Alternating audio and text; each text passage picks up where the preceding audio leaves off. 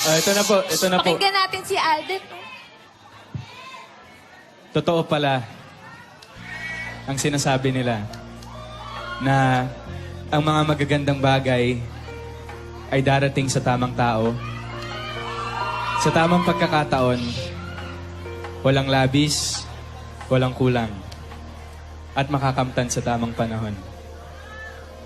Tama sila. Tinamaan na yata ako.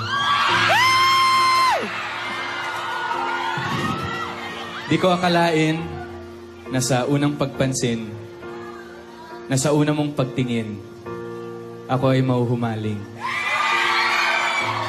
Kilig? Kilig nga lang ba? Pero bakit iba ang nadarama? Nang dibdib kong may pagtataka. Naiiba ka at maaaring di lahat ay nasa iyo. Pero sinisiguro ko, nasa iyo lang ang pusong ito. Nagulat kami. Paulit-ulit nila akong tinatanong, siya ba talaga? Totohanan na ba? At sa mga di ko pagsagot, marami silang paghihinala at panghuhusga. Pero bariwala lamang sa akin ang mga yon. Pagkat sa akin ay ikaw lang ang mahalaga.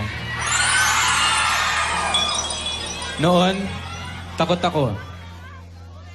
Takot ako sa maraming bagay. Sa mga inakala kong limitasyon ng aking buhay. Pero nang ika'y nakilala, nawala ang aking pangamba. Bagkus napalitan ng ligaya.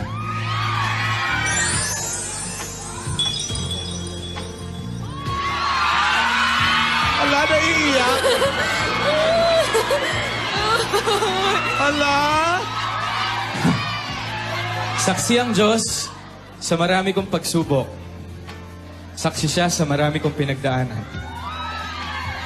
Pero marunong siyang magbigay ng palatandaan na malapit ako sa dapat kong panoonan. Pinasamahan niya ako ng isang anghel. Isang anghel na hawak sa aking mga kamay at mananatili pang habang buhay.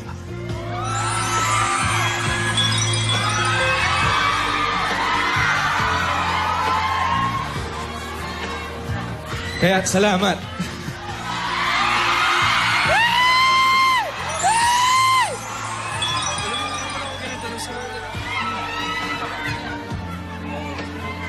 Dali, makikita mo eh. Surprise nga yung dulo eh. Hindi na titignan. Surprise yung dulo. Ito na. Ito na yung last part.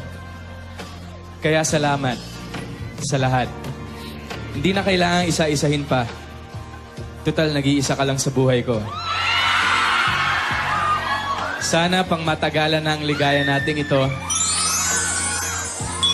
At sagutin mo na ako ng matamis mong oo. Halaming! Halaming!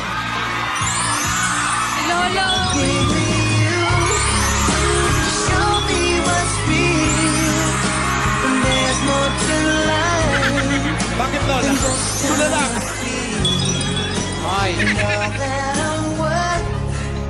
It's right before my eyes. Ay! Ay! Tinago! Para hindi na makuha ng Alam- iba.